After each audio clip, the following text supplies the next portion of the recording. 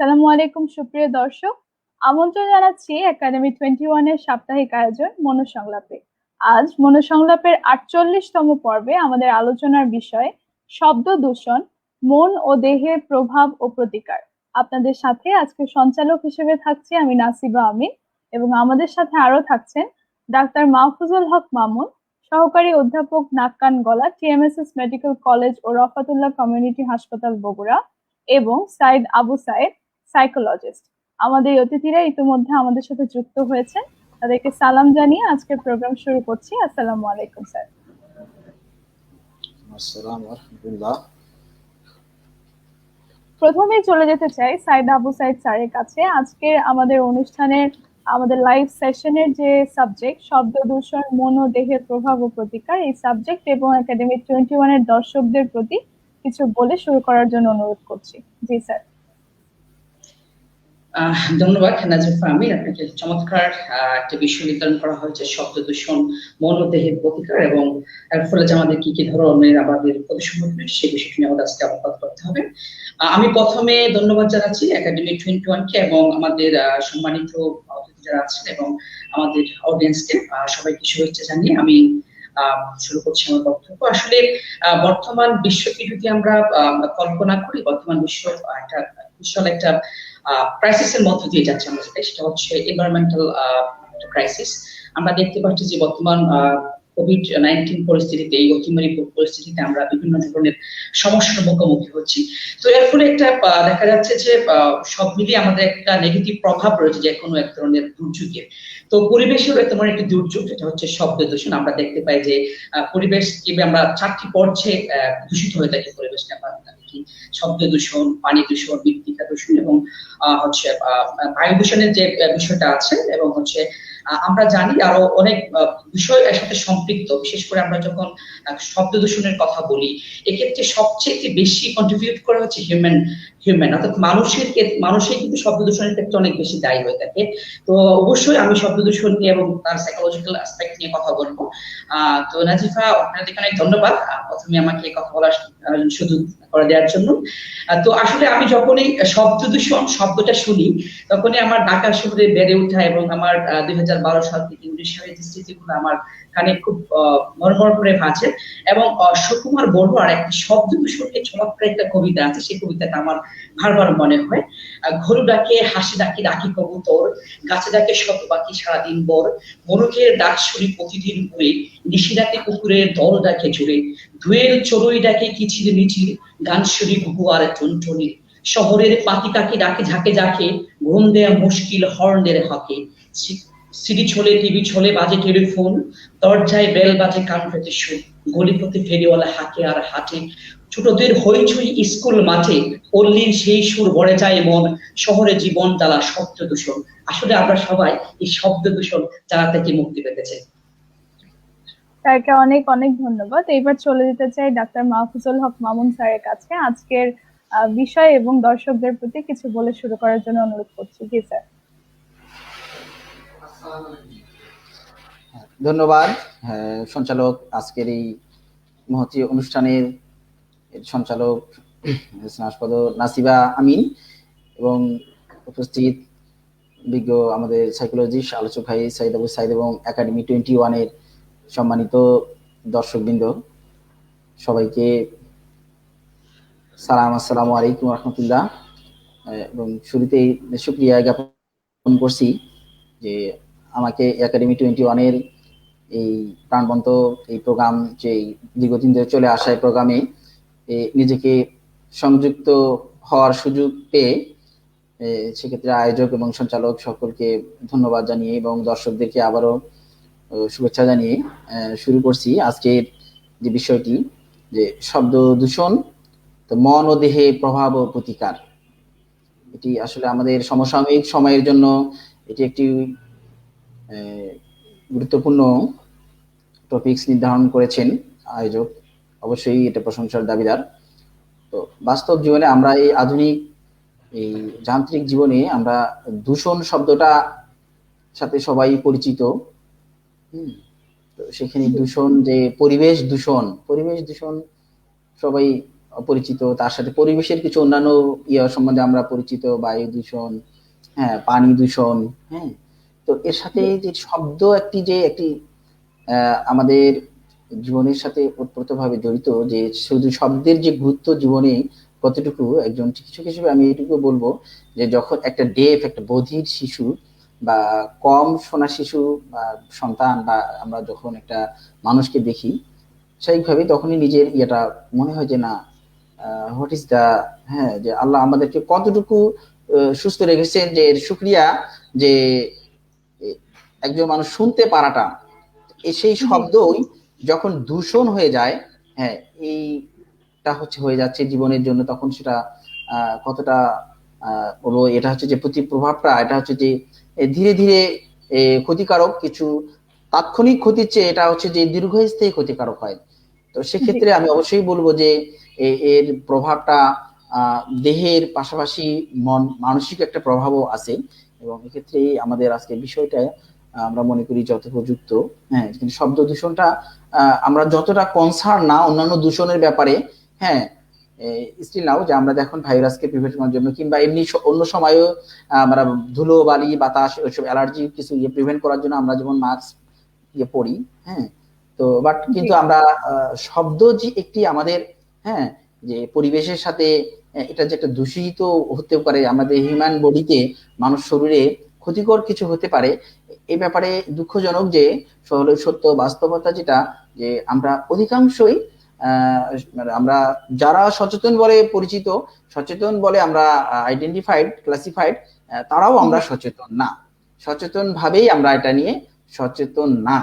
এই জন্য জি, যে কেননা সবচেয়ে বড় কথা যে এটা আমাদের এই আমার যে সমসাময়িক যে বিষয়গুলো নিয়ে আমরা সোশ্যাল মিডিয়া বলেন, আমরা হচ্ছে যে আমাদের চিকিৎসা বিজ্ঞানের ইয়েগুলোতে যে যতটা সচেতন, সেক্ষেত্রে একটা সাউন্ড, একটা আমরা ব্যাপারে যে শ্রবণ মাত্রা নিয়ে, হ্যাঁ, অধিকাংশ মানুষই আমরা সচেতন না।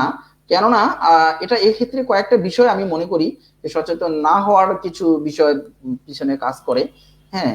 তো আমি যখন সুযোগ পেয়েছি বলবো যে যে আসলে তখন চিন্তা করতে হয় যে আসলে এই শব্দ শ্রবণ প্রক্রিয়াটা মহান সৃষ্টিকর্তা আমাদের শরীরে এমন একটি একটি আহ, মানে আমাদের মানব মানে বিজ্ঞান হিউম্যান সায়েন্সের, হ্যাঁ, আমরা যদি ফিজিওলজিক্যাল বা ফিজিক্যাল ইয়েগুলো মেকানিজম গুলো চিন্তা করি, তো হিউম্যান হিয়ারিং যে আসলে একটা কমপ্লেক্স মেকানিজম, যে যেটা আল্লাহ তাআলা মানুষকে এত সহজ ভাবে দিয়েছে, হ্যাঁ। একটি শব্দ, বাইরে পরিবেশের একটা শব্দ কত সুন্দরভাবে সেম ফ্রিকোয়েন্সি বা সেম তরঙ্গে সেম যেভাবে বলতেছে সেভাবেই এসে আমার মস্তিষ্কে কিভাবে অনুভূত হয়। তো এটা শুধুমাত্র আমরা মনে হয় আহ যদি কেউ আমরা অনুভূত করতে পারি বিজ্ঞান সম্মত ভাবে, তখনই মনে হয় যে কত জটিল একটা প্রক্রিয়াকে আমরা সহজেই পেয়ে গিয়েছি। তো জি, এটাই যে মহাজ্ঞানী আল্লাহ তাআলা, মহান স্রষ্টা যেভাবে সুন্দর সৃষ্টি করেছেন, আর এটা এমন ভাবে এত ভাবে দিয়েছেন। আমি একটি কথা আমরা হয়তো অনেকেই জানি, তারপরেও আমি মনে করে দিতে চাই, আমরা শরীরের সকল অঙ্গের কিন্তু রেস্ট আছে, বাট আওয়ার ইয়ার, আমাদের কান নেভার রেস্ট, কখনো বিশ্রাম নেয় না। হ্যাঁ, বিষয়টা এরকমই, যে তাহলে আমরা কি বিশ্রাম নেয় না? হ্যাঁ, ইয়েস।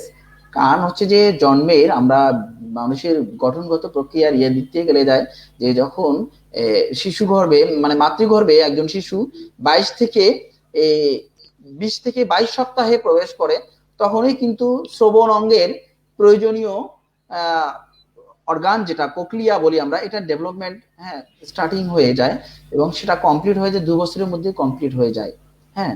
এবং তখন জি, থেকেই কিন্তু একটা মাতৃগর্ভে থেকেই একটা মানে নবজাতক, হ্যাঁ, অর্থাৎ যে মাতৃগর্ভে একটা জীবিত শিশু, তার কিন্তু হিয়ারিং পারসেপশন থাকে। হ্যাঁ, সেটা যদি সে ইন্টারপ্রিট করতে পারে না, কিন্তু তার সেই এই এই সেন্সেশনটা কিন্তু ডেভেলপড হয়, হ্যাঁ, তার থেকেই। তো আল্লাহ তালার এই শ্রবণ প্রক্রিয়ার যে মেকানিজমটা, আমি একজন আসলে এই যদিও জানতাম না, নাক কান গলা ডক্টর হিসেবে পড়তে এসে, তাও উচ্চতর পড়াশোনা পর্যন্ত পোস্ট গ্রাজুয়েশন করতে এসে এই জিনিসগুলো আমার কাছে ব্যক্তিগতভাবে আমি আগের চেয়ে অনেকটা পরিষ্কার হয়েছে, ক্লিয়ার হয়েছে যে হাউ এ কমপ্লেক্স মেকানিজম। তো সো হয় আমি আমাদের বাস্তব জীবনে মানুষের চলাফেরার জীবনে এটুকু মনে করবো যে এত একটু জটিল জীবনে এই ইয়ারের এই কানের আমাদের কর্ণ যে 6টি যে ষষ্ঠ ইন্দ্রিয়ের মধ্যে একটি যে গুরুত্বপূর্ণ ইয়ে হচ্ছে যে শ্রবণ ইন্দ্রিয়, এই শ্রবণ ইন্দ্রিয়ের মেকানিজমটা হ্যাঁ এত জটিল, তো আমাদের কাছে আল্লাহ তাআলা এত ভাবেই সহজ করে দিয়েছে এবং এটার ক্যাপাসিটিও অনেক বেশি দিয়েছে, এটা অল্প সহজেই ক্ষতি হয় না। এবং এটা অবশ্যই দিয়েছে আবার ডাবল ভাবে, অর্থাৎ যে যেটা বেশি প্রয়োজন সবসময় লাগে, যেমন চোখ কান আমরা দেখতেছি, হ্যাঁ একটা ইয়ে হলেও আরেকজন একটা পার্সিভ করতে পারে, মানুষের দৈনন্দিন যেগুলো সবসময় লাগবে সেগুলো তো আল্লাহ তাআলা সেভাবেই দিয়েছেন। সৃষ্টি রহস্য চিন্তাগুলো আসলে ইয়ে করলে বারবার আমরা আসলে আমাদের তখন শ্রদ্ধায় আমরা অবনত হই, যে কোনো বিবেকবান সচেতন মানুষই হ্যাঁ সৃষ্টার সৃষ্টিকে তখন বারবার অবনত হতেই বাধ্য যে এত সুন্দরভাবে সৃষ্টি করেছেন। তো আমি বলবো যে আসলে আমাদের আজকে আলোচনা যে আমরা যাই দূষণের দিকে, তো এখান থেকে আমি বলবো যে দূষণটা কখন হয়। আমরা আমাদের পরিচিত শব্দ যে বললাম যে শব্দ একটি শক্তি, সেটা মানুষের কানে আসা এসে কিছু প্রদত্ত কিছু মেকানিজমের মাধ্যমে আমরা এটা ঠিকভাবে সেভাবেই অনুভূত হয়ে শ্রবণ অনুভূতি হয়ে আমরা সেটা নিয়ে রেসপন্স করতে পারি, বা যারা পারে না তারা রেসপন্স করতে পারে না। তো এই শব্দটা যখন একটা মাত্রা আমরা বলি, শব্দ এটা যেটা ফিজিক্সের ভাষায় আমরা একটা মেজারিং ইয়ে বলি যে এর একটা শব্দজাতীয় শক্তি, এই শক্তিটার একটা হ্যাঁ এর এর এর হচ্ছে মেজারমেন্টটা আমরা ইয়েতে পরিমাপ করি ডেসিবেল নামক একটি একক দিয়ে আর কি। হ্যাঁ, তো এই ডেসিবেল এর ক্ষেত্রে আমরা কাজেই শব্দ আমাদের শ্রবণযোগ্য শব্দ, হ্যাঁ এবং মানুষের এই শব্দের যেটা আমরা যে মাত্রাটা দিয়ে যে নিয়ামকটা দিয়ে আমরা ইয়ে করি সেটা হচ্ছে ফ্রিকোয়েন্সি। হ্যাঁ, যে এই ফ্রিকোয়েন্সিটা হচ্ছে যে কম্পন সংখ্যা, প্রতি সেকেন্ডে কোনো সব বস্তু থেকে শব্দ আসার সময় যতটা কম্পন তৈরি হয়, হ্যাঁ এগুলো অনেক জটিল, আমরা ফিজিক্সের ভাষায় ইয়ে করতে গেলে আমরা যেটা আমরা সরলভাবে বুঝতে পারি যে একটা কম্পাঙ্ক তৈরি হয়, এই কম্পাঙ্কের মাত্রাটাকে দিয়ে আমরা শব্দের এর মাত্রা তীব্রতা পরিমাপ করি, যেটাকে ফ্রিকোয়েন্সি বলে, যেটা হার্জে হ্যাঁ এরকম যে হার্জ নামক এককে প্রকাশ করা হয়। 20,000 থেকে 20,000 হার্জ পর্যন্ত আমরা শ্রবণযোগ্য। তো এটা আর আমরা আমাদের ক্রিটিক্যাল ভাষায় বা ফিজিক্সের ভাষায় ডেসিবেল দিয়ে আমরা মূলত মেজার করি। তো হার্মফুল অ্যান্ড কনভেনিয়েন্ট যেটা শ্রবণযোগ্য সহনযোগ্য শব্দ আমরা বলি হচ্ছে যে এটা হচ্ছে যে ম্যাক্সিমাম হচ্ছে যে 50 ডেসিবেলের মধ্যেই যেটা হচ্ছে আমাদের সহনক্ষম থাকে। মোর দেন 60 ডেসিবেল থেকে আছে হচ্ছে যেটা হচ্ছে যে আমাদের জন্য নয়েজ আমরা বলি 60, হ্যাঁ মোর দেন 50 ডেসিবেলকেই বলা হচ্ছে যে এটা নয়েজফুল। এবং এখন বাস্তবতা হচ্ছে যে আমাদের ঢাকা থেকে শুরু করে যে কোনো ধরনের বিভাগীয় শহরগুলো এবং ব্যস্ত ইয়েগুলোতে, হ্যাঁ এটা হচ্ছে যে কম্পারেটিভ যে হুর একটা স্টাডিতে দেখা গেছে, এবং আমাদের বাংলাদেশের বঙ্গবন্ধু শেখ মুজিব মেডিকেল বিশ্ববিদ্যালয়ের হ্যাঁ সাবেক ভিসি আমাদের উপাচার্য শ্রদ্ধেয় প্রাণগোপাল স্যারের একটা স্টাডিতে আমরা দেখেছি, হ্যাঁ সেখানে বিবৃত করা হয়েছে যে আমাদের যে শব্দগুলো ম্যাক্সিমাম শহরে আমাদের এদের হচ্ছে ডেসিবেল যেটা হচ্ছে যে 80 to 100 ডেসিবেল শব্দ, যেটা হচ্ছে দূষণ মাত্রার, হ্যাঁ এটা হচ্ছে যে একদম মানে ক্ষতিকর পর্যায়ে আর কি। হ্যাঁ, তো এটা হায়ার লেভেল আমরা বলবো আর কি। তো সো হয় তো শব্দ আমরা দূষণের মধ্যেই আমরা আছি, এবং আমরা ইভেন আমি আমার বর্তমান শহর আমি যেমন বগুড়ায় অবস্থান করতেছি, এখানেও আমরা দেখি যে বগুড়া প্রধান শহরগুলোতে সড়কগুলোতে হ্যাঁ কিছু আছে যে আমরা যে নর্মাল চলাফেরায় এটা আমরা দূষণ মাত্রা শব্দ পারছি, আমরা অনুভূত করতেছি। এর ছাড়াও আরো কিছু আছে শব্দ দূষণের কিছু যন্ত্র যে কিছু বিষয়গুলো আছে, যেটা হচ্ছে যে আমরা বলবো যে আমাদের লাইফস্টাইল, হ্যাঁ যেটা হচ্ছে যে মিউজিক, হ্যাঁ সেটা হচ্ছে আমরা বলবো যে হচ্ছে যে মেশিনারি ইন্ডাস্ট্রিয়াল আমাদের অর্থনীতির এর সাথে জড়িত ইন্ডাস্ট্রিয়াল ওয়ার্ক এরিয়াতে কিছু শব্দ দূষণ হচ্ছে, কিছু শব্দ দূষণ হচ্ছে আমাদের হচ্ছে যে শব্দ দূষণের কারণ হ্যাঁ আমি হ্যাঁ তুমি বলতে চাচ্ছ মনে হয় এটা স্টেপ বাই স্টেপ আলোচনা করব ইনশাআল্লাহ। এই পর্যায়ে আমি একটু সাইদ আবু সাইদ স্যারের কাছে যাব, যেটা আমাদের প্রথম প্রশ্ন ছিল যে শব্দ দূষণটা আসলে কি এবং এটা কিভাবে আমাদের উপরে ইফেক্ট ফেলছে। এই বিষয়টা যদি সাইদ আবু সাইদ স্যার একটু সাইকোলজিক্যাল দিক থেকে আমাদের কাছে এক্সপ্লেইন করতেন, যেটা মাহফুজুল হক মামুন স্যার বললেন যে এটা আমাদের সহন ক্ষমতা হচ্ছে আপ টু 60 ডেসিমেল, কিন্তু আমাদের শহরের যে যানজট বা যে শব্দগুলোর মধ্যে আমরা যাচ্ছি এটা 80 to 100 পৌঁছে যায়। সেই ক্ষেত্রে আসলে আমাদের মন মানসিকতার কি ধরনের ক্ষতি হতে পারে বা মন মানসিকতার উপরে কি ধরনের প্রভাব পড়তে পারে, স্যার প্লিজ। জি। আচ্ছা, ঠিক আছে। অনেক ধন্যবাদ ভাই, চমৎকার আলোচনা করলেন। তো আসলে আমরা যদি বলি যে শব্দ দূষণকে যদি আমরা বলি, এটা হচ্ছে নয়েজ পলিউশন যেটাকে বলা হয় থাকে। আমরা নয়েজ শব্দটা আসছে ল্যাটিন শব্দটা হচ্ছে নক্সি থেকে আসছে, তার শব্দ অর্থ হচ্ছে ইরিটেবল বা ইনজুরি বা হার্ট করা, যে শব্দটা অর্থ আমরা এক্সপ্লেইন করে থাকি। ডাক্তার ভাই খুব চমৎকার ভাবে বললেন যে আমাদের একটা নির্দিষ্ট শ্রুতির সীমা রয়েছে, আমাদের আমরা কোন শব্দটা শুনতে পাবো, কোন শব্দটা শুনতে পাবো না। আমরা যদি ধরি সেটা হচ্ছে 20 থেকে 20,000 হার্টজের মধ্যে, এর কম বেশি হতে পারে। এর কম বা বেশি যদি হয় তাহলে আমরা সেটা শুনতে পাবো না। তো এই 20 থেকে 20,000 হার্টজের মধ্যে যখন শব্দ যত বেশি হবে, এর মাত্রাটা যত বেশি হবে, ততটা আমাদের জন্য সেটা যখন একটা নির্দিষ্ট লেভেলকে তারা ক্রস করবে, সেটা হতে পারে 80, নির্দিষ্ট অঞ্চল ভেদে বা নির্দিষ্ট বয়স ভেদে, তখন সেটাকে আমরা শব্দ দূষণ হিসেবে আখ্যায়িত করতে পারি। আমরা যদি বলি শব্দ যখন মানুষের সহনশীলতার মাত্রা ছাড়িয়ে মানুষের বিরক্তি ঘটায় বা তার স্বাস্থ্য হানি করে, তখন তাকে আমরা শব্দ দূষণ বলতে পারি। আর একটি বিষয়, প্রত্যেকটা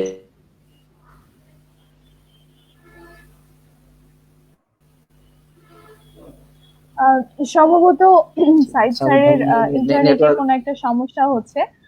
যেটা স্যার বললেন আর কি, যে এটা মাহফুজুল হক মামুন স্যারের কথা থেকেও এসেছে, যে শব্দের যে পরিমাণ সহন ক্ষমতা আমাদের আছে, আমাদের কান যে পরিমাণ ফিজিবিলিটি রাখে, তার চেয়ে অনেক বেশি আমাদের ইনপুট হচ্ছে, যার কারণে আসলে আম, এটা আমাদের মেন্টালিটির মধ্যে, আমাদের সাইকোলজির মধ্যে, আমাদের নিউরোলজির মধ্যে একটা পার্মানেন্ট চেঞ্জ তৈরি করছে, যেটা কিনা আম, এমন একটা পর্যায়ে যেতে পারে যে একটা মানুষের শ্রবণ ক্ষমতা কমে যেতে পারে, কিংবা তার কানে বিভিন্ন ধরনের সমস্যা হতে পারে। স্যার, আমি মাহফুজুল হক মামুন স্যারের কাছে যদি আসি স্পেসিফিক্যালি, যে আমাদের কানে আসলে কোন ধরনের আহ, সমস্যা হতে পারে। দুঃখিত, আমার এখানে ইলেকট্রিসিটি চলে গিয়েছিল, আমি আসলে জি জি, আমরা আচ্ছা, সাইড। দুঃখিত। তো আমি যেটা বলতে চাচ্ছিলাম সাইদ যে স্যার আসলে কন্টিনিউ তার একটা করেন প্লিজ। সাইকোলজিক্যাল প্রভাব রয়েছে। আমি যদি সব দিক থেকে চিন্তা করি, শব্দ দূষণের তিনটা প্রভাব রয়েছে, তিনটা বিষয়ের উপর বা বস্তুর উপর সেটা পড়ে। প্রথম হচ্ছে আমাদের মানুষের উপর, পরিবেশের উপর, এবং হচ্ছে আমাদের প্রাণীগুলোর উপর। আমরা যদি দেখি হিউম্যান সাইকোলজিক্যাল পার্সপেক্টিভ থেকে চিন্তা করি যে কি কি ধরনের সমস্যা শব্দ দূষণের ফলে হয়ে থাকে, ভাই চমৎকার ভাবে একটি কথা বলেন, ডক্টর ভাই বলেছেন যে আমাদের পারসেপশনের কথা বলেছেন, সেন্সেশনের কথা বলেছেন। আসলে আমরা হুট করে কোনো একটা বিষয়কে শব্দ বা নয়েজ হিসেবে আখ্যায়িত করতে পারি না।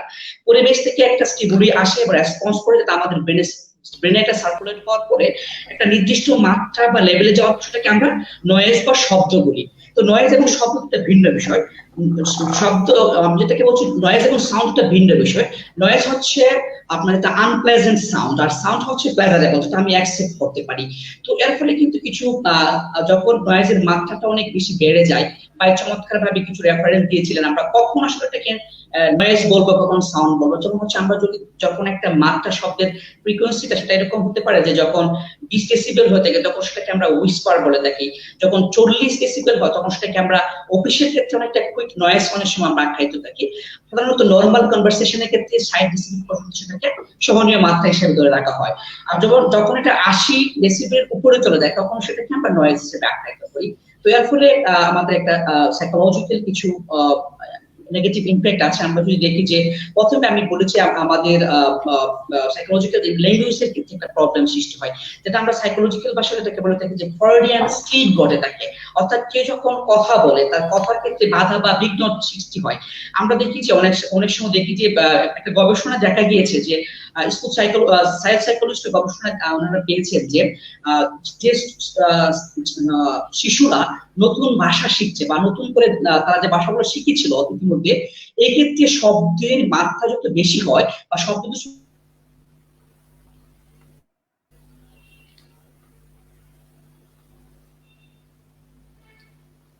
সাইদ স্যার, আপনি কি শুনতে পাচ্ছেন?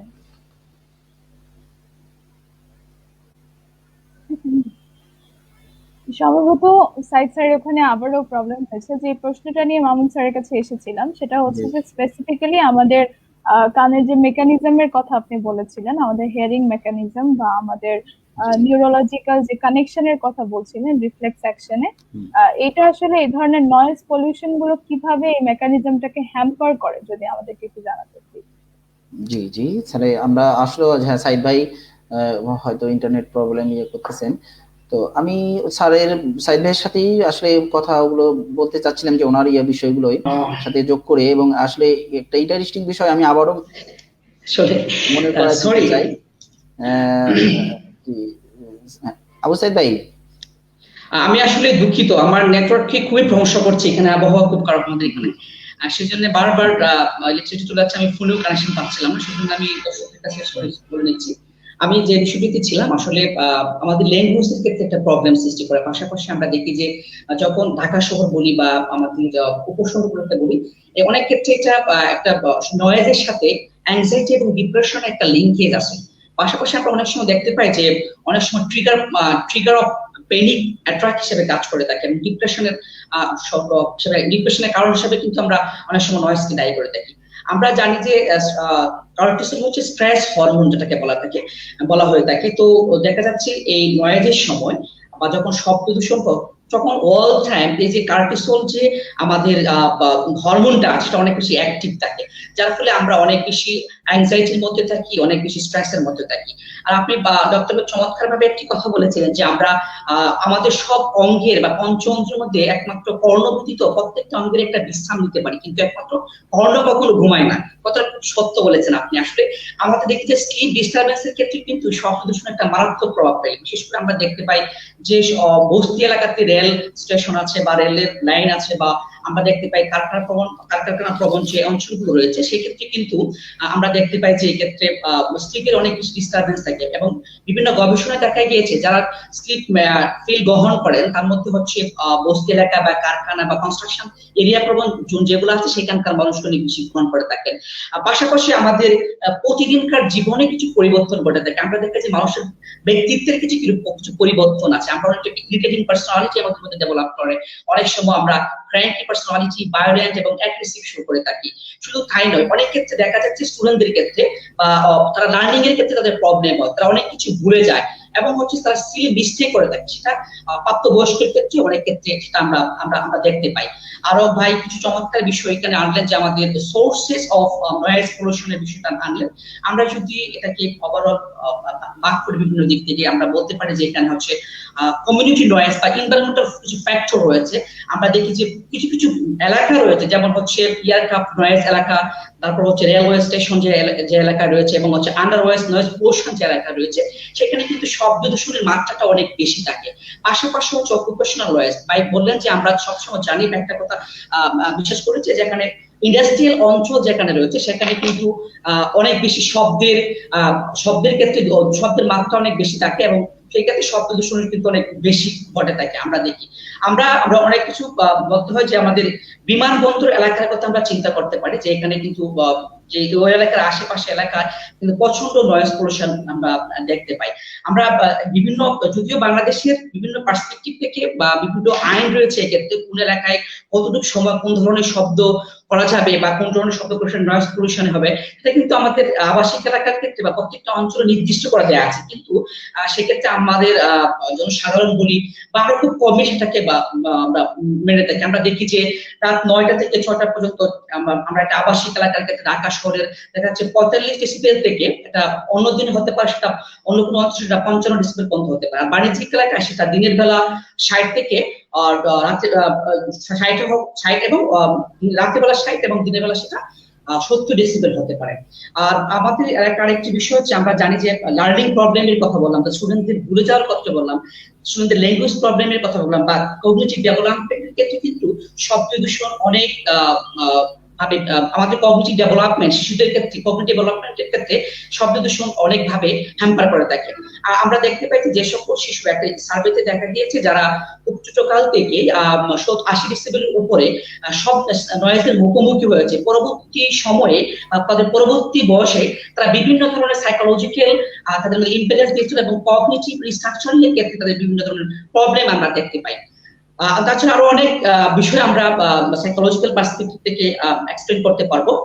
আমি যদি আরো ছোট্ট করে দু একটা বিষয় বলি, যে আমাদের বিভিন্ন গবেষণায় দেখা গিয়েছে, তাই আমাদের ডাক্তার ভাই বললেন চমৎকার ভাবে, যে কান যথেষ্ট সংবেদনশীল একটা অঙ্গ। কানের কোনো শব্দ যদি খুব বেশি মাত্রা সেটা আসে, তাহলে দেখা যাচ্ছে এটা হয়তো সাময়িকভাবে আমাদেরকে ক্ষতিগ্রস্ত করে না, কিন্তু একটা নির্দিষ্ট সময় শেষে আমাদেরকে এর প্রভাবটা বয়ে বেড়াতে হয়।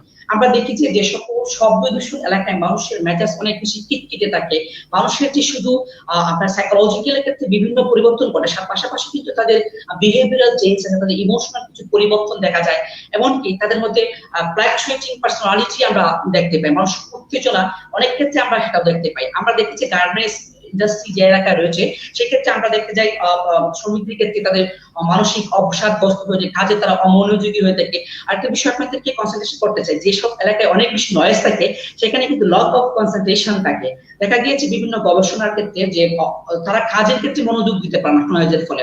শুধু তাই নয়, অনেক ক্ষেত্রে দেখা যাচ্ছে তারা বিভিন্ন সময় একটা জায়গায় কাজ করেছেন, তো কাজ করার ফলে দীর্ঘদিন পরে হয়তো বা কাজের সাথে সাথে তাদের কাছে এটা ফলাফলটা তাদের উপর সাইকোলজিক্যাল বা ফিজিক্যাল কোনো ধরনের প্রভাব ফেলেনি, কিন্তু দীর্ঘ সময় পরে তাদের উপর একটা বিরাট প্রভাব পড়েছে এবং হচ্ছে এর ফলে তাদের ইমোশনাল ইমব্যালেন্স তাদের মধ্যে দেখা দিয়েছে অনেক ক্ষেত্রে। ধন্যবাদ। স্যারকে অনেক অনেক ধন্যবাদ। আমরা আমাদের দর্শকদের মধ্যেও কিছু কথা আসলে পাচ্ছিলাম। একজন বলেছেন বগুড়া শহরে শব্দ দূষণ মারাত্মক পর্যায়ে যাচ্ছে। জনাব সাইদ সাহেবের নিকট জানতে চাই শব্দ দূষণ কি, মনোজগতের কোন ক্ষতি করে, শব্দ দূষণ কিভাবে স্বাস্থ্যের ক্ষতি করে, ডক্টর মামুন সাহেবের নিকট জানতে চাই। দুজনের কাছে দুটো প্রশ্ন তিনি করেছেন। আবার আরেকজন লিখেছেন, স্যার আমি দর্শকদের থেকে একটু অ্যাড্রেসটা করে নেই।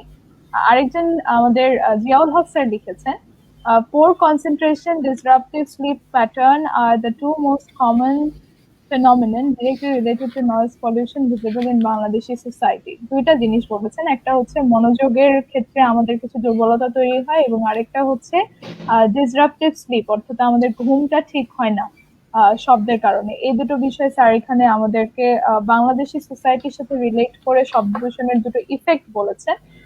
আরেকজন দর্শক বলেছেন শব্দ দূষণ রোধে সবাইকে সচেতন করতে হবে, এ ব্যাপারে যদি কিছু বলা হয়।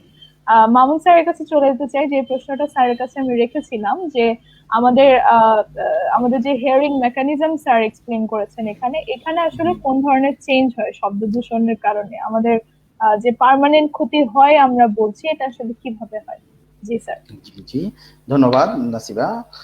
আসলে আবু সাইদ ভাই যে বিষয়গুলো নিয়ে আসলেন, যে আসলে বাস্তবসম্মত যে আমাদের প্র্যাকটিক্যালি, হ্যাঁ, তো সুন্দরভাবে উনি বলেছেন, আমাদেরকে উপস্থাপন করেছেন। আমি এর সাথে আসলে যোগ করে এবং তোমার প্রশ্নের উত্তরে প্রেক্ষাপটে বলতে চাই যে হিয়ারিং মেকানিজম, আবারও যে আমি একটা কথা আবারও বলতে চাই যে আমাদের যে ইন্দ্রিয়গুলোর মধ্যে, হ্যাঁ, এই শ্রবণ ইন্দ্রিয় কিন্তু নেভার রেস্ট নেয় না।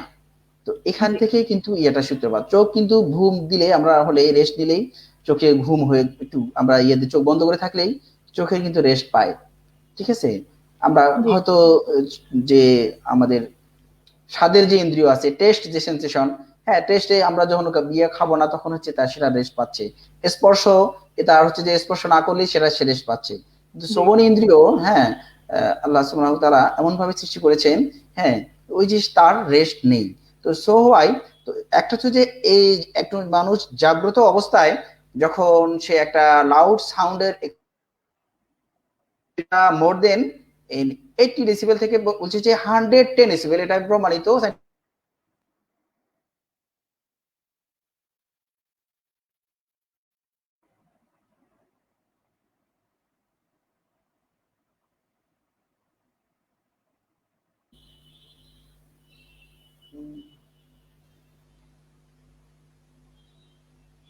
স্যার আপনি কন্টিনিউ করুন প্লিজ।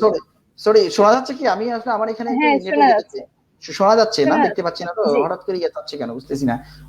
তো সবাই আমি যেটা বলবো যে বলতেছিলাম যে 110 ডেসিবেল, হ্যাঁ, 110 ডেসিবেল একটা সাউন্ড আমাদের হচ্ছে যে বডিতে কিন্তু পেইন তৈরি করতে পারে। এরপর হচ্ছে যে কেউ একজন বলা হচ্ছে যে যদি মোর দেন 100 decibel sudden exposure two 120 decibel, 120 ডেসিবেলের একটা যে সাডেন এক্সপোজার হয়, হ্যাঁ, এটা সাথে যদি একটা হতে পারে একটা অতি কাছ থেকে একটা বিস্ফোরণ, হ্যাঁ, কোন একটা হচ্ছে গ্রেনেড বিস্ফোরণ, যেটা যদি 160 ডেসিবেল মোর দেন 200 ডেসিবেল হয়, সেক্ষেত্রে কিন্তু একটা পার্মানেন্ট সাডেন এক্সপোজার, এই শর্ট পিরিয়ডে এক্সপোজার একটা সাউন্ড, সেখানে কিন্তু মারাত্মক শ্রবণ প্রক্রিয়ার ঘাটতি হয়। সেটা কিভাবে হয়? সেটা হচ্ছে যে আমাদের শ্রবণ তো হচ্ছে যে আল্লাহ তাআলা যে আমাদের কর্ণকুহর দিয়েছেন, আমরা বলি ক্যানেল, ইয়ার ক্যানেল, এই ক্যানেল দিয়ে গিয়ে একটি টিম্প্যানিক মেমব্রেন পর্দা আছে একটা বলি আমরা, হ্যাঁ, এই কানের পর্দার পরে কিছু কানের উপস্থিত সেখানে কিছু আছে হচ্ছে যে হ্যাঁ যে তোমার হচ্ছে যে কিছু কিছু লোমশ কিছু নার্ভ রিলেটেড কিছু স্ট্রাকচার আছে, আমরা যেগুলো কতগুলো আছে তার মধ্যে আমি সূক্ষ্মভাবে বলবো শুধু হেয়ার সেল নামক কিছু অর্গান আছে যেগুলো যে কন্টিনিউয়াস ড্যামেজে, হ্যাঁ কন্টিনিউয়াস এক্সপোজার টু লাউড সাউন্ডে এই হেয়ার সেল গুলো ড্যামেজ হয়ে যায়। তো সেখানে আমাদের যে শ্রবণ ঘাটতির একটা কন্টিনিউয়াস তৈরি হয়, হ্যাঁ যেটা একটা বলি ব্রেনের ক্ষেত্রে অডিটরি সেন্টার, যেটা ব্রেনের যে শ্রবণ এরিয়া, হ্যাঁ ব্রেনে বিভিন্ন এরিয়া ভাগ করা আছে, তো সেখানে কন্টিনিউয়াস একটা এবং হচ্ছে ব্রেনের যে অন্যান্য অংশগুলোর সাথে কম্বিনেশন যে হাইপোথ্যালামাস নামক কিছু অংশ আছে সেগুলোর ক্ষেত্রে একটা ইন্টারাপশন, হ্যাঁ কন্টিনিউয়াস একটা ইন্টারাপশন তৈরি হয় এবং এক্ষেত্রে যে ডিজঅর্ডার গুলো তৈরি হওয়ার আছে এবং যে বলছি যে স্ট্রেস তৈরি হয়, স্ট্রেস থেকে কিছু হরমোন রিলিজ হয় এবং আর একটা সবচেয়ে বড় কথা যে এটা তো জাগ্রত অবস্থা, ঘুমন্ত অবস্থায় কেউ যদি এরকম মোর দেন টলারেবল লিমিটস সাউন্ডের এক্সপোজার হয় সেক্ষেত্রে তার একটা হাইপার অ্যারাউজাল সিনড্রোম, যেটা হচ্ছে যে ঘুমের মধ্যে হচ্ছে যে সাউন্ড স্লিপ না হওয়া, সহজ সরল ভাষায় বলতে পারবো যে স্বাভাবিক ঘুম যেটা না হওয়া, ঘুমের মধ্যে কিছু আমাদের ব্রেনের কিছু ব্রেন তো অলওয়েজ, আমরা যেটা শুধু বলছি কর্ণ ঘুমায় না, ব্রেন কিন্তু অলওয়েজ অ্যাক্টিভ, ব্রেনের সব ম্যাটার গুলো অনেকগুলো কিন্তু অ্যাক্টিভ, সেখানে অন্যান্য প্রক্রিয়াগুলো অ্যাক্টিভ। তো এখানে ব্রেনের যে আমাদের কিছু নিউরোট্রান্সমিটার নামক কিছু রাসায়নিক পদার্থ আছে, এই পদার্থগুলোর রিলিজ গুলোতে হ্যাঁ কিছু এখানে ডিস্টারবেন্স অর্থাৎ ইমব্যালেন্স তৈরি হয়। তো সেক্ষেত্রে যদি তার না হয়, সাউন্ড স্লিপ না হয়, হ্যাঁ এখানে হাইপার অ্যারাউজাল সিনড্রোম হয়। ঘুমের মধ্যে আমরা কিছু ওয়েভ দিয়ে কিছু মেজারমেন্ট করি, হ্যাঁ এই ওয়েভ প্যাটার্নে কিছু একটা চেঞ্জ আসে, হ্যাঁ তখন তার এই আস্তে কিন্তু মূলত এই প্রাথমিক মানে শারীরিক তুলনায় মানসিক ইয়েগুলোই কিন্তু আগে তৈরি হয়, যেটার ক্ষেত্রে যেটা প্রথম লক্ষণ হিসেবে আমরা একজন রোগীকে বলতে পারি হচ্ছে যে হেডাক বা মাথা ব্যথা, হ্যাঁ মাথা ব্যথা একটা হতে পারে, তার পুয়ার কনসেন্ট্রেশন যেটা আমাদের সম্মানিত জিয়াউল হক স্যার বলেছেন, হ্যাঁ যে ডেফিনেটলি পুয়ার কনসেন্ট্রেশন, এই মাথা ব্যথা, তারপর হচ্ছে যে দেখা যাচ্ছে যে এমনকি এই যখন তার হয় আমরা এখানে বলি যে হ্যাঁ এই হাইপার অ্যারোজাল ঘুমের মধ্যে যখন কেউ কন্টিনিউয়াস ইন্টারাপ্টেড স্লিপ হয়, ইন্টারাপ্টেড স্লিপের সাথে এবং এটা বৈজ্ঞানিকভাবে প্রমাণিত যে কার্ডিওভাস্কুলার হৃদরোগের কিছু সম্পর্ক রয়ে গেছে, হ্যাঁ সেখান থেকে এমনকি হৃদরোগেরও কিছু উপসর্গ তৈরি হয় এবং সেকে উচ্চ রক্তচাপের যেটা হাইপারটেনশন আমরা বলি, হ্যাঁ সেখানের সাথে সরাসরি সংযোগ রয়েছে। তো কাজে আমি সামারাইজ করে বলতে গেলে বলতে চাই যে এরকম অতিরিক্ত উচ্চ শব্দ আমাদেরকে এই ধরনের সরাসরি কয়েকটা অসুখের সাথে যেটা প্রকাশ হচ্ছে যে হ্যাঁ শারীরিকভাবে এবং মানসিকভাবে প্রকাশগুলো হয়। খিটমিটে মেজাজ আছে, যে পুয়ার কনসেন্ট্রেশন স্টুডেন্টদের ক্ষেত্রে আমরা বলি যে concentration deficit disorder, concentration deficit disorder নামক একটা স্পেসিফিক টার্ম আছে, এটা ভাইয়াদের অনেক সাবুসাইড ভাইদের অনেক পেশেন্ট ডিল করে থাকেন। তো এনি হয় মধ্যে মেডিসিনেও এটা আসে। তো আমরা দেখি যে এই ধরনের রোগগুলো কিন্তু সরাসরি অতিরিক্ত শব্দ দূষণের সাথে সরাসরি জড়িত, যেটাকে আমরা ফেটিক হয়ে যায়। ফেটিক বলে একটা টার্ম আছে যেটা হচ্ছে বিষাদ, আমাদের স্নায়ুতন্ত্রের স্নায়ু সিস্টেমের এই হিয়ারিং সিস্টেমের যে স্নায়ু আছে সেই সিস্টেমের অবসাদ চলে আসে। আমি কি আমাকে শোনা যাচ্ছে নাসিবা? শুনতে পাচ্ছি, শোনা যাচ্ছে, ঠিক আছে। আমার হ্যাঁ ভিডিওটা শুধু আমি দেখতে পাচ্ছি না কেন জানি, টেকনিক্যাল কারণে ল্যাপটপের মেবি হতে পারে। তো সবাই আমি যেটুকু বলবো যে সরাসরি এই জিনিসগুলো শারীরিকভাবে এগুলো তৈরি করতেছে, হ্যাঁ তার একটা মানুষের যে স্লিপ ভালো না হলে হ্যাঁ যা হয় পরবর্তী যেগুলো তার হচ্ছে যে মেজাজের পরিবর্তন, তার হচ্ছে যে এর সাথে খাদ্যাভ্যাসের পরিবর্তন, খাওয়ার অরুচি, হ্যাঁ তারপরে তার হচ্ছে যে এমনকি তার হচ্ছে যে হজম,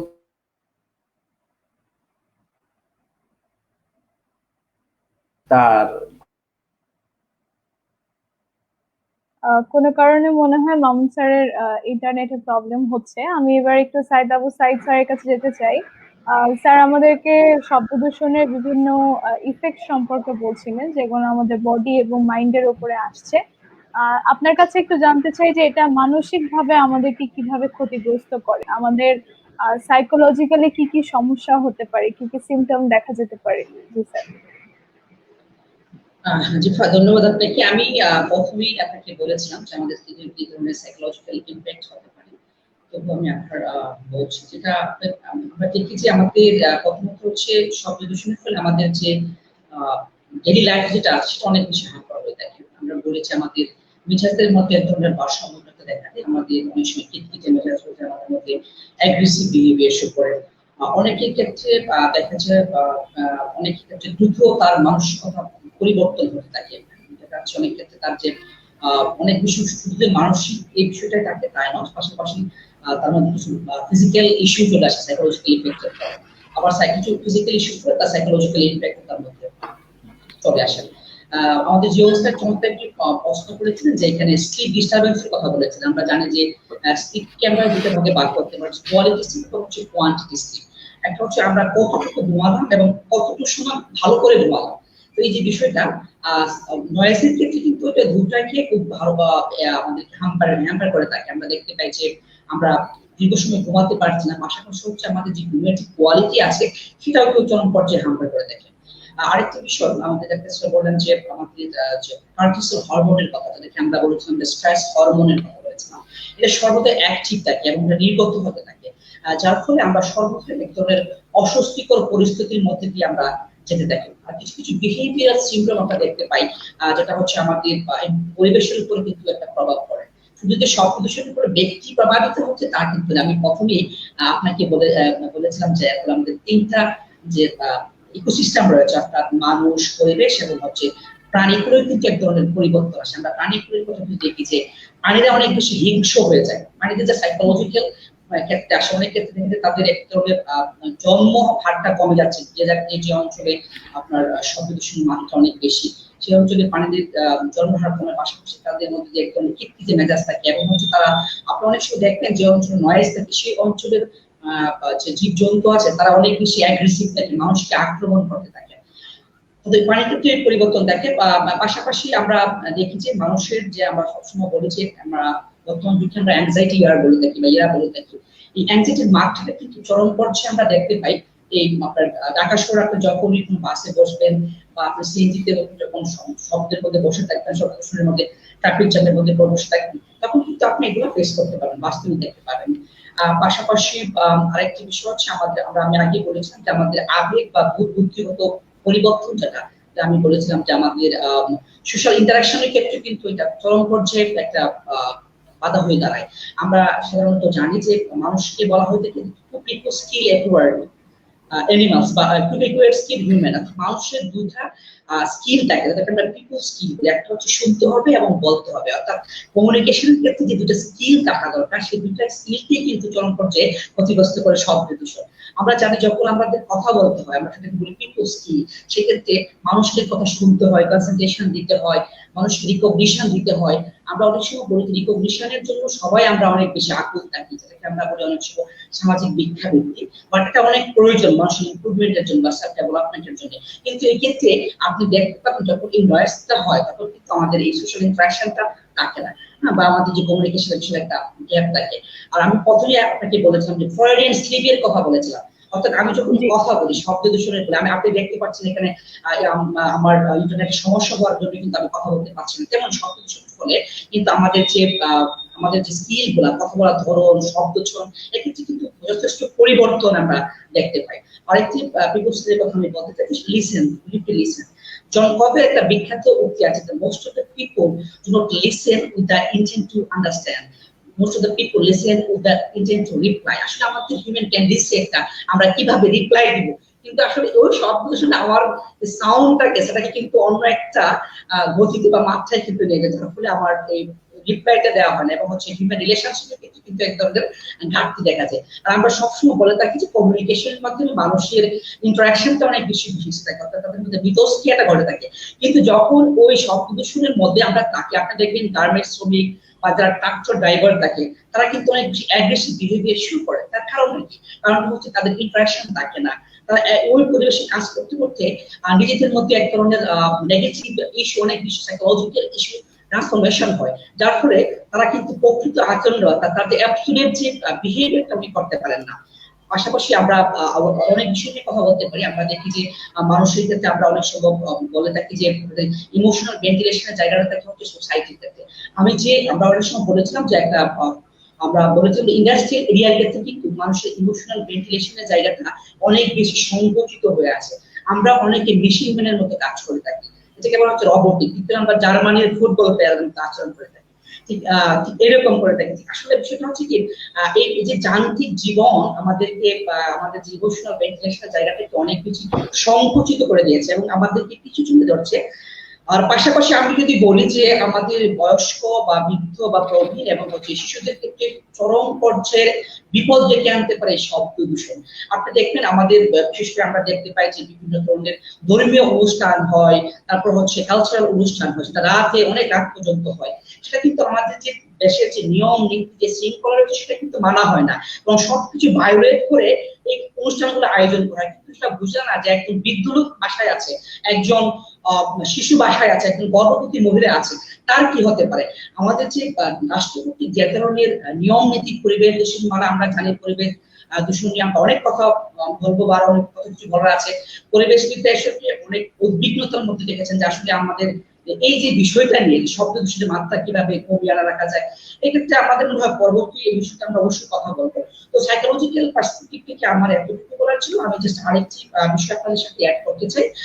সেই বিষয়টি হলো যে শব্দ দূষণের ক্ষেত্রে সবচেয়ে দায়ী যে ব্যক্তি বা যে প্রাণী বলি সেটা হচ্ছে মানুষ। আমরাই শব্দ দূষণের জন্য দায়ী, কারণ আমরা আমাদের পরিবেশের নিয়ম নীতি এবং আমাদের যে ইকোসিস্টেমকে বায়োলট করে আমাদের নিজেদের পরিবেশের জন্য বিপর্যয় ডেকে আনছে। আরেকটি কথা মনে রাখবেন, শব্দ দূষণ যেমন আমাদের বিহেভিয়ারাল, ইমোশনাল, ইন্টেলেকচুয়াল হ্যাম্পার করছে, আমাদের ডিস্টার্ব করছে, ঠিক তেমনই প্রাণীর ক্ষেত্রেও কিন্তু আমরা অনেক সময় বলি যে আর্টিফিশিয়াল অনেক ইন্টেলিজেন্স থাকে প্রাণীদের ক্ষেত্রেও, বা প্রাণীরা অনেক বেশি ইমোশনাল ইন্টেলিজেন্স হয়ে থাকে, তারা আমাদের কথা ভাষা বুঝতে পারে। আপনি জাস্ট একটি বিষয় আজকে থেকে লক্ষ্য করতে পারেন যে গ্রামের কুকুর এবং শহরের কুকুরের মধ্যে পার্থক্য, কতটুকু অ্যাগ্রেসিভ বিহেভিয়ার তারা শো করে। শুধু শব্দ দূষণে মানুষের উপর একটা প্রতিবদ্ধ তা কিন্তু নয়, মানুষের বিহেভিয়ার, ইমোশনাল, ইন্টেলেকচুয়াল প্রভাবটা যেরকম ইন্দ্রিয়ের দিক থেকে যেমন ক্ষতি করছে, ঠিক প্রাণীর ক্ষেত্রে ঠিক এরকমটাই করছে। আর তার ওভারঅল একটা পিকচার বা প্রভাব হচ্ছে আমাদের সোসাইটির উপরে। এর ফলে আমাদের টোটাল ইকোসিস্টেমটাই ইমব্যালেন্স হয়ে যাচ্ছে। নাজিবা, আপনাকে ধন্যবাদ।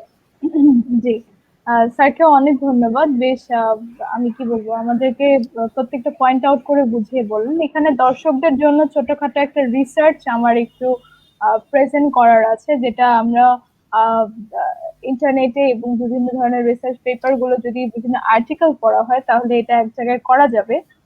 নয়েজ পলিউশন কি যদি বলতে চাই, তাহলে according to World Health Organization, who defines noise above 60 decibels as noise pollution, যেটা আমাদেরকে মামুন স্যার বলেছেন যে 60 ডেসিবেল পর্যন্ত এটা হচ্ছে আমাদের আমাদের শ্রবণ শক্তির জন্য এটা কোনো সমস্যা নয়। যখনই তার উপরে চলে যায় তখন এটা পলিউশনের আওতায় পড়ে যায়।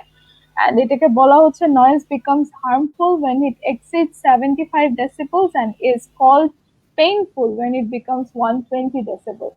এবং আরেকটা বিষয়, it is recommended noise levels be kept above 65 decibel during day and indicates that restful sleep is impossible with nighttime ambient noise levels in excess 30 decibel। অর্থাৎ ঘুমের সময় যদি আমাদের শব্দটা শব্দের যে শব্দের যে ফ্রিকোয়েন্সি এটা যদি 30 ডেসিবেলের উপরে উঠে যায় তাহলে আমাদের ঘুমটা আসলে ডিস্টার্ব হয়। এবং দিনের বেলা যদি আমরা 65 ডেসিবেলের বেশি সাউন্ডের সাথে বারবার পরিচিত হতে থাকি তাহলে এটা আমাদের হিয়ারিং মেকানিজমে ক্ষতিকর। আরেকটা বিষয়, নয়েজ পলিউশন আসলে কেন ক্ষতিকর বা এখান থেকে কেন বের হয়ে আসা উচিত, এর জন্য ছোটখাটো একটা স্ট্যাটিস্টিক্স আমি দর্শকদের জন্য এখানে একটু প্রেজেন্ট করতে চাই। That is, noise pollution is responsible for 72,000 hospital admissions and 16,600 premature deaths every day. Europe এবং তার আশেপাশের মহাদেশগুলোতে অ্যারাউন্ড 72,000 হসপিটাল অ্যাডমিশন হয় because of noise pollution. ENT related যে কোনো প্রবলেমের কারণে মানুষ অ্যাডমিটেড হচ্ছে এবং অ্যারাউন্ড 16,500 মানুষ প্রতিদিন মারা যাচ্ছে in somewhat problem related to noise pollution. Noise পলিউশনের কজেস কি, এটাকে যদি একটু সামারাইজ করা হয়, স্যাররা অলরেডি বলেছেন। এর মধ্যে একটা হচ্ছে ট্রাফিক নয়েজ। আমাদের বাংলাদেশে আমরা প্রচুর হাইড্রোলিক হর্ন ইউজ করি আমাদের রাস্তায়। মোটরসাইকেল, সাইকেল, কার, বিভিন্ন ধরনের আমাদের যানবাহন গুলো, রিক্সা, অটো রিক্সা, সবকিছুতেই এখন হাইড্রোলিক হর্ন ব্যবহার করা হয়, যেটা কিনা আমরা জানি যে এই হাইড্রোলিক হর্নের যে আবিষ্কার এটা হয়েছে শুধুমাত্র একে সরানোর জন্য, যাতে করে তারা পথে এসে তাদের কোনো ক্ষতি না হয় বা তারা কোনো গাড়ির সাথে যেন বেজে না যায়। কিন্তু হাইড্রোলিক হর্ন আমরা ইউজ করছি মানুষ সরানোর জন্য, আমরা ইউজ করছি গাড়িদেরকে সরানোর জন্য। এছাড়া কজেস অফ নয়েজ পলিউশনের মধ্যে আরো আছে এয়ার ট্রাফিক নয়েজ। আমরা যারা এয়ারপোর্টের আশেপাশে থাকি তাদের ক্ষেত্রে এটা প্রযোজ্য, যে এয়ারপোর্টের যে শব্দগুলো হয়, এটা কখনো কখনো প্লেন টেক অফ ল্যান্ডিং এর সময় প্রচুর শব্দ হয়, এটাও আমাদের কানের ক্ষতি করে।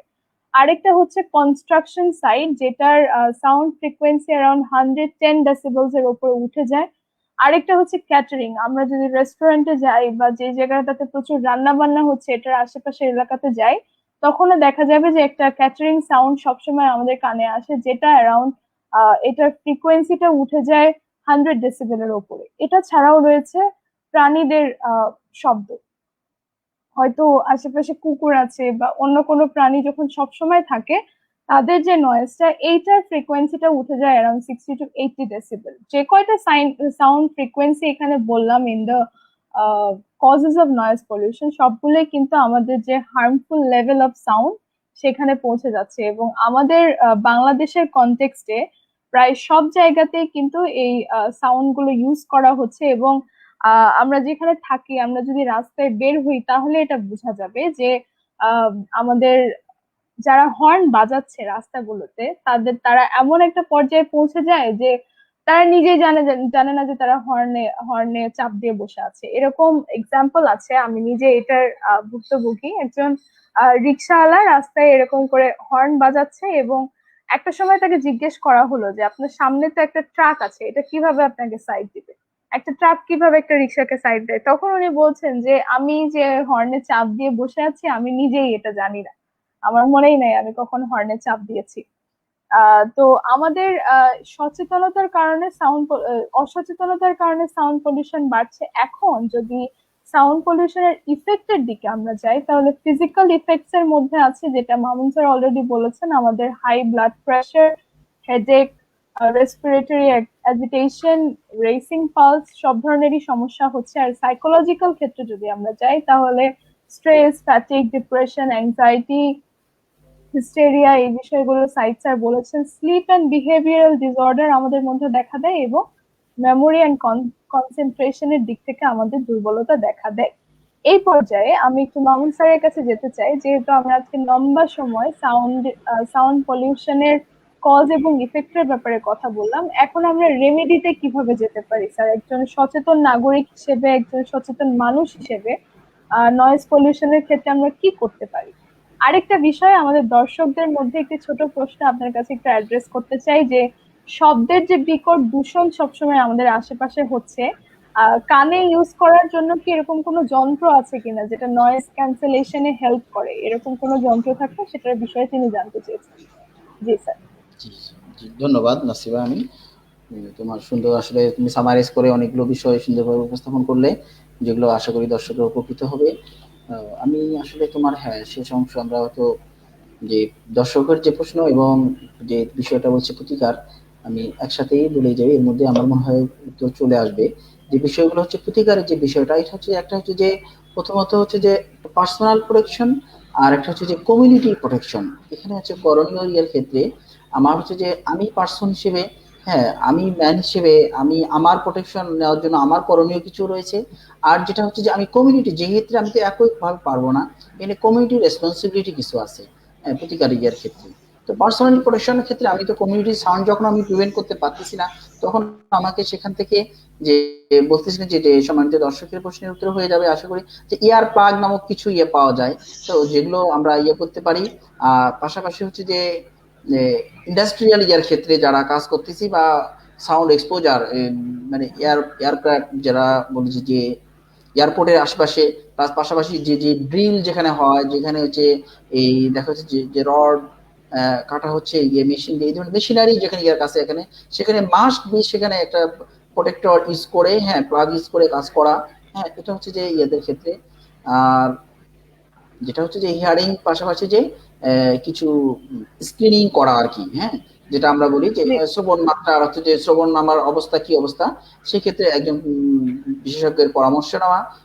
এবং শ্রবণ, একটা শিশু যে প্রথমেই শুনতে পারে না, শ্রবণের তার ডেফনেস বা হচ্ছে যে বধিরতার মাত্রা পরিমাপ করার বিষয়গুলো সচেতনভাবে বিশেষ চিকিৎসকের পরামর্শ নেওয়া। এক্ষেত্রে ব্যক্তিগতভাবে প্রতিকার এইটুকুই। পাশাপাশি যেটা সবচেয়ে বড় রেসপন্সিবিলিটি মনে হয় ব্যক্তিগত চেয়ে কমিউনিটি রেসপন্সিবিলিটি। কমিউনিটি রেসপন্সিবিলিটি এটাকে আসলে আমরা ওয়ার্ল্ড হেলথ অর্গানাইজেশন প্রতি বছর ৩রা মার্চ, হ্যাঁ, এই ৩-৩ যেটা যদি কানের শেপে 3-3 প্রতি বছর ৩রা মার্চ ওয়ার্ল্ড হিয়ারিং ডে নামে একটা ডে উদযাপন করা হয় এবং সেখানে গ্লোবালি ইস্যু এখন এটা আছে কনসার্ন নেওয়া হয়েছে এবং আমরা গত মাসেও আমরা করেছি, বাংলাদেশে উদযাপিত হয়েছে। যে বিষয়টা হচ্ছে যে এখানে এখন এটা একটা রাষ্ট্রীয় এবং ন্যাশনাল ইস্যু একটা, যে এই ডেফনেস এর ব্যাপারে মানুষকে কনসার্ন করা এবং এই ক্ষেত্রে যে কজ হিসেবে একটা শ্রবণ পলিউশন, ডেফনেস এর অনেক কাজের মধ্যে একটা হচ্ছে যে এই সাউন্ড পলিউশন। যে সাউন্ড পলিউশন এই ক্ষেত্রে একটা আমরা হেলদি লাইফ লিড করার জন্য সাউন্ড পলিউশনের জন্য আমাদের মহামান্য রাষ্ট্র থেকে হাইকোর্ট থেকে কিছু নির্দেশনাও কিন্তু অলরেডি গত 2017 সালেই দিয়েছে আর কি হাইকোর্ট থেকে। তো যেগুলোর মধ্যে রয়েছে এখানে কমিউনিটির লটা রেসপন্সিবিলিটি, এখানে ল মেকার্সদের র আছে, এখানে হচ্ছে যে গভর্নমেন্টের যে রুলিং গভর্নমেন্টের কিছু রোল আছে, হ্যাঁ, পাশাপাশি হচ্ছে যে আমাদের পিপল হিসেবে অ্যাজ এ পিপল নাগরিক হিসেবে আমাদের যে কিছু দায়িত্ব রয়েছে, যে অতিরিক্ত অকারণে আমাদের হর্ন ইউজ না করা, আমরা যারা ড্রাইভার রয়েছি বা রয়েছে তাদেরকে সচেতন করা। এই গাড়িগুলোর ক্ষেত্রে আমরা বলতে পারি যে হাইড্রোলিক হর্ন কমপ্লিটলি অ্যাভয়েড করা, হ্যাঁ, হাইড্রোলিক হর্ন কমপ্লিটলি অ্যাভয়েড করা। তো পাশাপাশি হচ্ছে যে এবং ক্ষেত্রে যে এই হাই সাউন্ডে যে লাউড স্পিকার গুলো কমিউনিটি প্রোগ্রাম গুলোতে অ্যাভয়েড করা, হ্যাঁ, সেখানে নির্দিষ্ট ডিউরেশন কমানো, হ্যাঁ, যেখানে অ্যাভয়েড করা সম্ভব সেই ডিউরেশন কমানো। এই ধরনের ক্ষেত্রে সবার আগে আমাকে সচেতন হতে হবে যে শব্দ দূষণ একটি, হ্যাঁ, এটা হচ্ছে যে আমার জন্য এটা ক্ষতিকর একটা, এটা যে একটা পয়জনাস কিছু বা এটা হার্মফুল টু, এই সচেতনতা সবার আগে দরকার। সচেতনতা সবার আগে দরকার ব্যক্তিগত পর্যায়ে এবং কমিউনিটি পর্যায়ে। এটা হচ্ছে আইনের যেটা আমরা মাত্রা আছে, সেটা আইনের যে লেভেলটা দেওয়া আছে ডেসিবেল, এত ডেসিবেলে করে, এই ডেসিবেলে কিন্তু মেজারমেন্ট নাই। এই ক্ষেত্রে স্যানিটারি ইন্সপেকশন করা উচিত, হ্যাঁ, এটা শাসক সরকারের পক্ষ থেকে প্রতিনিয়ত এগুলো ইন্সপেকশন হওয়া উচিত এবং সেক্ষেত্রে ট্রাফিক মনিটরিং হওয়া উচিত।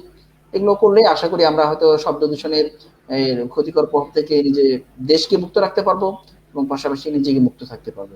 সেক্ষেত্রে আমরা এই ধরনের একটা নীরব ঘাতক থেকে আমরা বিরত থেকে মুক্ত থেকে হেলদি লাইফ লিড করার ক্ষেত্রে আমরা সামনে এগিয়ে যেতে পারবো। জি, স্যারকে অনেক ধন্যবাদ। একই প্রশ্ন নিয়ে চলে যেতে চাই সাইদ আবু সাইদ স্যারের কাছে। আমরা এতক্ষণ শব্দ দূষণের কারণ এবং এর ইফেক্ট গুলো সম্পর্কে জানলাম। এখন আমরা এর প্রতিকারে কি করতে পারি একজন নাগরিক হিসেবে, একজন মানুষ হিসেবে? জি স্যার। ধন্যবাদ নাজিফা, আপনাকে চমৎকার আলোচনা করলেন ডাক্তার ভাই। তো আমি মনে করি 4টা অবস্থান থেকে আমাদেরকে শব্দ দূষণ নিয়ন্ত্রণ বা প্রতিরোধে কাজ করতে হবে। প্রথমত হচ্ছে ব্যক্তিগত পর্যায় থেকে, দ্বিতীয় সামাজিক পর্যায় থেকে, তৃতীয় রাষ্ট্রীয়ভাবে, চতুর্থ পর্যায়ে দ্বিতীয়টাকে বলা হচ্ছে গ্লোবাল প্রবলেম, সেই থেকে আমাদেরকে বৈশ্বিকভাবেও এই পরিস্থিতি মোকাবেলা করতে হবে। আমি যদি বাংলাদেশের পার্সপেক্টিভ থেকে বলি, প্রথমত যে কাজটা করতে হবে সেটা হচ্ছে আইনের প্রয়োগ সুনিশ্চিত করতে হবে। আপনি জানেন আমাদের যে পরিবেশ যে আইন রয়েছে বা পরিবেশের যে 3টা আদালত রয়েছে, তার কার্যকারিতা কিন্তু বাংলাদেশের পার্সপেক্টিভ থেকে আমরা দেখতে পাই না। যখন এই কার্যকারিতা নিশ্চিত হবে তখন কিন্তু এটা অনেকটাই রোধ করা সম্ভব হবে। আমাদের সমাজে যারা ড্রাইভিং সিটে পরিচালনা বসে আছেন, অর্থাৎ যারা রাষ্ট্রকে পরিচালনা করছে, সমাজকে পরিচালনা করছেন, সমাজপতিরা, আমাদের রাজনীতিবিদরা কিন্তু এই শব্দ দূষণের জন্য অধিকাংশ ক্ষেত্রে দায়ী। পাশাপাশি আমাদের যে হত্যাকর্তা, আমাদের সমাজপতির জন্য অনেকাংশে দায়ী থাকে। তারা যখন তাদের অবস্থান থেকে পরিবর্তন করবেন, নিজেদেরকে সম্মান করবেন, অন্যকে সম্মান করবেন, তখন এই পরিবর্তন আসার সম্ভাব্য একটা সমাধান আমরা দাঁড় করাতে পারি। আরেকটি বিষয় হচ্ছে আমাদের বাংলাদেশের কালচারে স্বাভাবিক একটা মানে সচরাচর একটা সমস্যা আমরা দেখতে পাই, সেটা হচ্ছে অন্যকে সম্মানের অভাব। আমরা মানুষকে সম্মান করতে জানি না। আমি হয়তো গাড়ির সিটে বসে হর্ন দিচ্ছি, আমার পিছনে একজন পেশেন্ট আছে, সামনে হয়তো বা গাড়ি না থাকা সত্ত্বেও বা অনেকটা জ্যাম আছে, এখানে ট্রাফিকে পড়ে আছে, তবু আমি সেই কাজটা করছি, হয়তো হর্ন দিচ্ছি। এটা আমার একটা সম্মানের অভাব, আমি অন্যকে সম্মান করতে পারছি না। আমি যখন মানুষকে সম্মান করতে পারবো, আমি নিজে আমার নিজের দায়িত্ববোধ বা দায়িত্বশীলতার পরিচিত, তখন আমি এই বিষয়গুলোকে অবশ্যই মোকাবেলা করতে পারবো। আরেকটি বিষয় আপনাকে বলে রাখি, এখানে সাইকোলজিক্যাল ইন্টারভেনশনের প্রয়োজন বেশি, রাষ্ট্রীয় ইন্টারভেনশনের এখানে প্রয়োজন। আর কিছু কিছু অবশ্যই সাইকোলজিক্যাল ইন্টারভেনশন আমরা এখানে ব্যবহার করতে পারি। পাশাপাশি আমি আপনাদেরকে এই শব্দ দূষণ প্রতিরোধী কিছু আমাদের প্রচলিত ধারা কনসেপ্ট আমি আপনাকে বলছি। যেমন হচ্ছে আমরা জানি যে বাস, ট্রেন, জাহাজ বা শিল্প কারখানা যা থেকে অনেক বেশি শব্দ উৎপন্ন হয় বা লাউড স্পিকার এখানে ব্যবহার করা হয়, এখানে নির্দিষ্ট মাত্রার নিচে রাখা এবং হচ্ছে সরকারের নিয়মের মধ্যে থেকে এই জন্য ওরা এই কাজগুলো করতে পারে, কনস্ট্রাকশন বা জাতীয় কাজগুলো। পাশাপাশি হচ্ছে আমরা জানি যে আগে বলেছিলাম যে আইনের সঠিক প্রয়োগ এবং সুনির্দিষ্ট প্রয়োগ এবং তার যথাযথ বাস্তবায়ন থাকতে হবে। আমরা জানি যে যানবাহন থেকে যে নির্দিষ্ট যে ব্যাপকতা আমরা দেখতে পাই বা তীব্র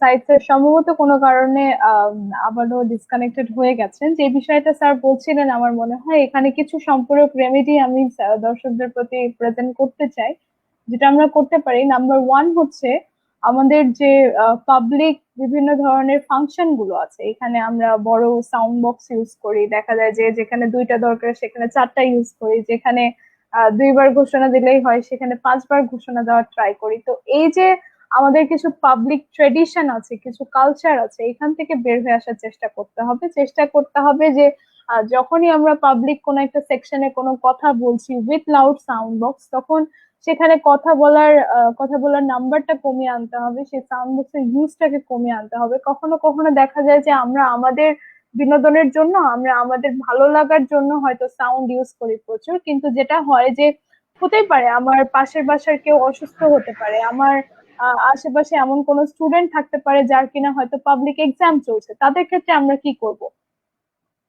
তাদের ক্ষেত্রে আসলে একটা বিষয় হয় যে তারা পড়াশোনার ক্ষেত্রে তাদের সমস্যা হয়, যারা ফিজিক্যালি হয়তো কোনো একটা প্রবলেমের মধ্যে আছেন, হতে পারেন হার্টের পেশেন্ট কিংবা হাইপার টেনশনের পেশেন্ট। এই ধরনের পেশেন্টদের সাডেন ব্লাড প্রেশার রাইজ হয়ে যেতে পারে, সাডেন হার্ট অ্যাটাক চলে আসতে পারে, একটা সেমি স্ট্রোক হতে পারে। অথবা যারা হয়তো আশেপাশে কোনো একটা গুরুত্বপূর্ণ কাজের মধ্যে আছেন, লাউড সাউন্ড কিন্তু আমাদেরকে শুধুমাত্র যে আমাদের হিয়ারিং মেকানিজমের প্রবলেম করে তা না, এটা কিন্তু সাইকোলজিক্যালি আমাদেরকে প্রতিনিয়ত স্ট্রাইক করতে থাকে আমাদের মধ্যে। বোঝা যায় যে একটা সাউন্ড বক্স খুব জোরে বাজছে, আপনি সেটার একদম কাছে বসে আছেন অথবা আপনি সেটা থেকে 10 সিট পরে বসে আছেন, আপনি যখন ঠিক ঠিক ওটার সামনে বসে থাকবেন তখন আপনার থেকে থেকে মনে হবে যে মাই হার্ট ইজ বিটিং ফাস্টার, অথবা মনে হচ্ছে যে কিছু একটা আহ হাতুড় দিয়ে হয়তো মারা হচ্ছে মাথার উপরে, এরকম একটা ফিলিং চলে আসে। তো সাউন্ডের, আমাদের পাবলিক জায়গাগুলোতে সাউন্ডের এক্সেসিভ সাউন্ডের ইউজটা কমাতে হবে। নাম্বার টু হচ্ছে যারা আমরা রাস্তায় চলাফেরা করি, যাদের হাতে আসলে হর্নের কন্ট্রোলটা থাকে, তাদেরকে কিন্তু হর্ন বাজানো থেকে বিরত থাকতে হবে। যেটা আমরা জানি হর্ন কেন ইউজ হয়, হর্ন ইউজ হয় হচ্ছে আমাদের সামনে যদি কোনো মানুষ অসচেতন ভাবে চলে আসে কিংবা কোনো প্রাণী যদি চলে আসে তাদেরকে সরানোর জন্য, নট যে একটা জ্যাম হচ্ছে এখানে আমাকে তাড়াহুড়া করতে হবে, আমাকে তাড়াতাড়ি যেতে হবে, that is Y I am using the horn. যে আশেপাশে যে গাড়িগুলো আছে ওই জ্যামের মধ্যে আমাকে কোনো না কোনো একটা জায়গায় সাইড দিলে আমি বের হয়ে যাব। আমি সাইদ স্যারের কাছে আবার যাব। স্যার আমাদেরকে রেমেডি গুলো সম্পর্কে বলছিলেন। স্যার কি আমাকে শুনতে পাচ্ছেন?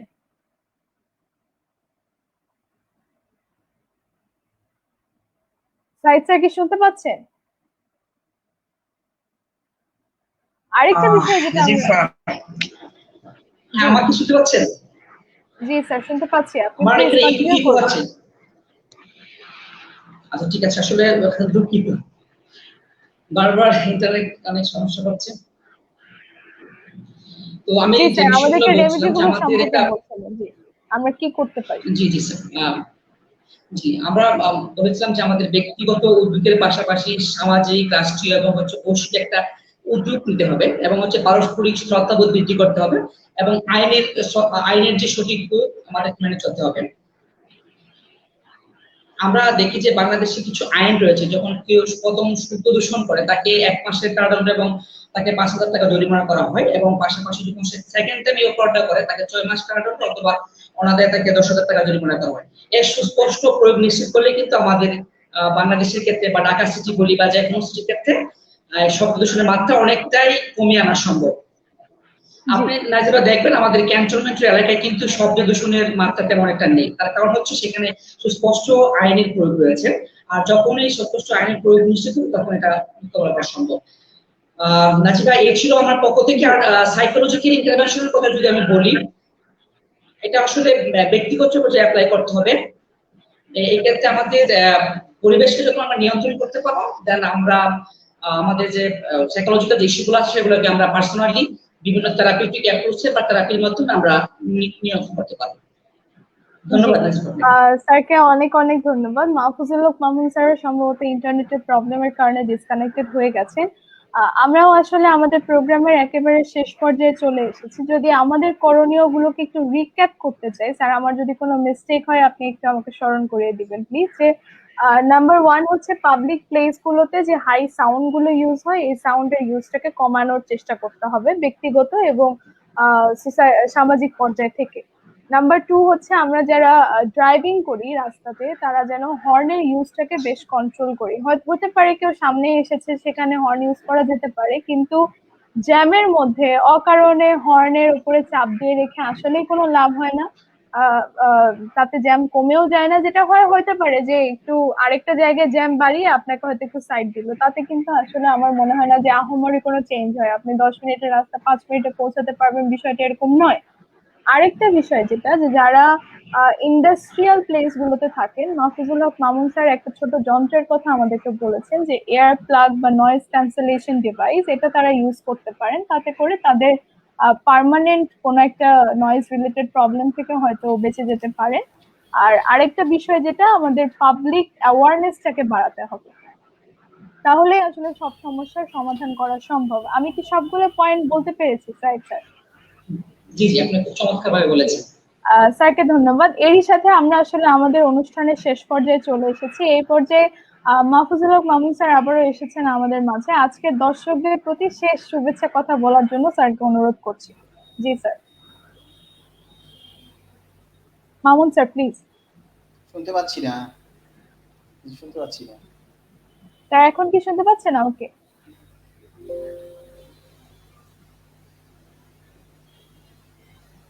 সরি, আমি কিছু শুনতে পাচ্ছি না। স্যার আমাকে শোনা আপনি যাচ্ছে? তাহলে, আপনাকে শোনা যাচ্ছে স্যার, আপনি শুনতে পাচ্ছেন কি? না, আমি শুনতে পাচ্ছি না। এটা দেখা দেখাচ্ছে কিন্তু শুনতে পাচ্ছি না কেন? সম্ভবত স্যারের কোনো একটা সমস্যা হয়েছে।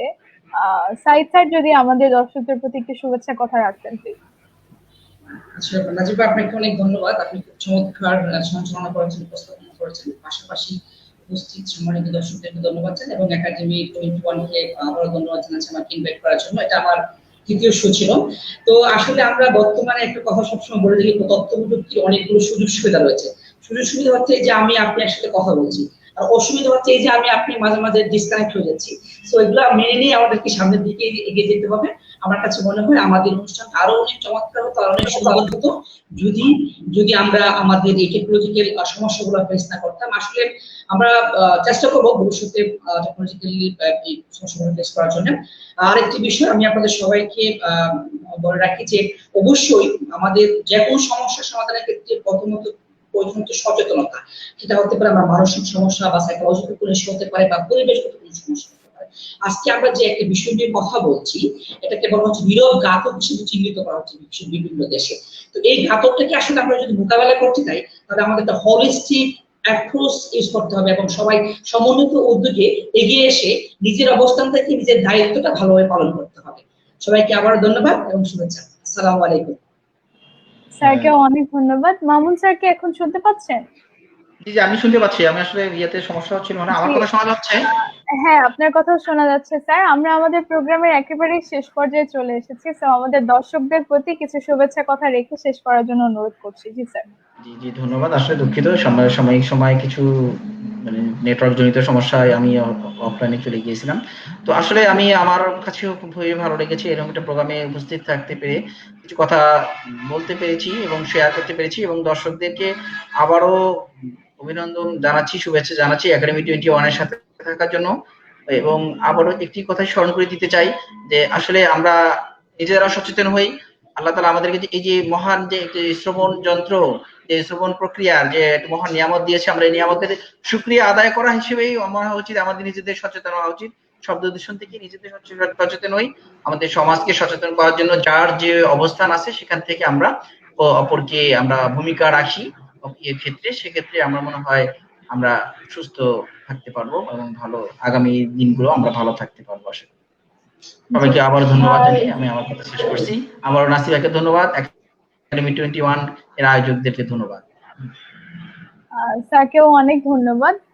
সুপ্রিয় দর্শক, এরই সাথে চলে আসলাম আজকে মনোসংলাপের একেবারে শেষ পর্যায়ে। আমাদের সাথে আজকে অতিথি হিসেবে ছিলেন ডক্টর মাহফুজুল হক মামুন, সহকারী অধ্যাপক নাকান গলা, টিএমএসএস মেডিকেল কলেজ ও রফাতুল্লাহ কমিউনিটি হাসপাতাল বগুড়া, এবং মনোবিজ্ঞানী হিসেবে ছিলেন সৈয়দ আবু সাইদ স্যার।